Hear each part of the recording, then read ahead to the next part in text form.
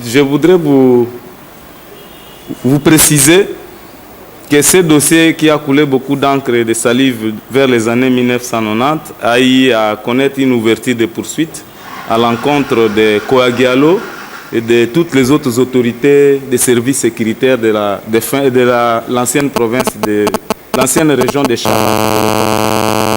Toutes ces autorités ont été condamnées, y compris les gouverneurs, à de lourdes peines de prison qu'ils ont purgées. Ils ont commencé à purger. À la veille de l'entrée de l'AFDEL, le défunt président Mobutu avait pris une ordonnance de grâce. Tellement que la Cour suprême de justice ne statue pas en matière de dommages et intérêts. La famille Ilombe, qui avait déjà tenté d'introduire un dossier à la conférence nationale en vue de se faire indemniser par la commission justice et paix, justice et réconciliation, elle a tenté aussi de saisir pendant les 1+4 le nouveau régime de Kabila fils, pour se faire indemniser.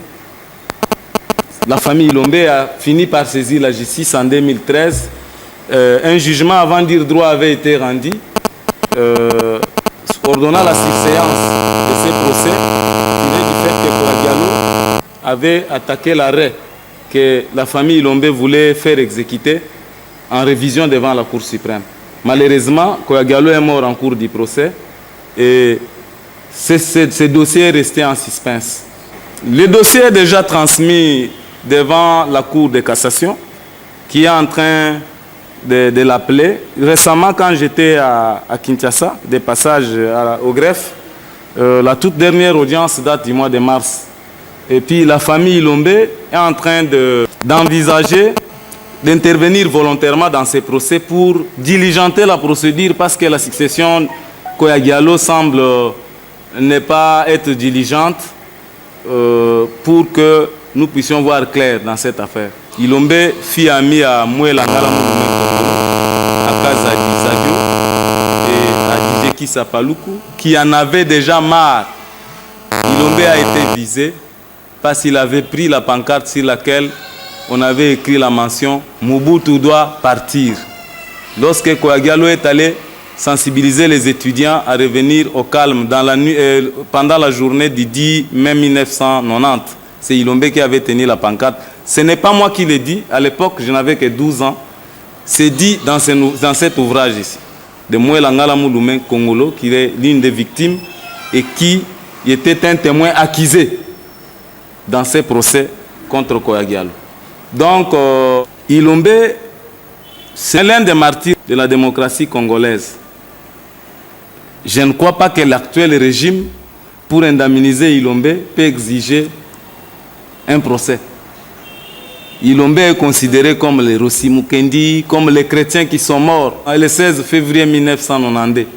Est-ce que pour le chef de l'État actuel, qui fut combattant comme Ilombe, de l'IDPS, pour qu'il indemnise la famille Ilombe, il faut vraiment un procès. C'est pourquoi nous voulons tirer la sonnette d'alarme.